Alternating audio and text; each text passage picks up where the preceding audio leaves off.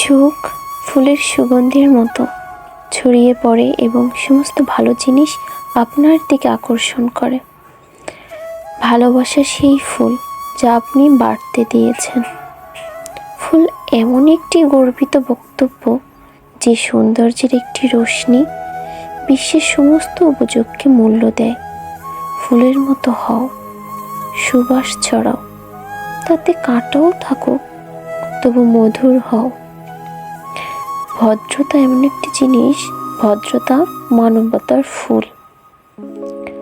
শৈশবকাল থেকেই প্রায় প্রতিটি মানুষ বর্ণফুলের অপরিচ্ছন্ন সৌন্দর্যে ছুঁয়ে গেছে।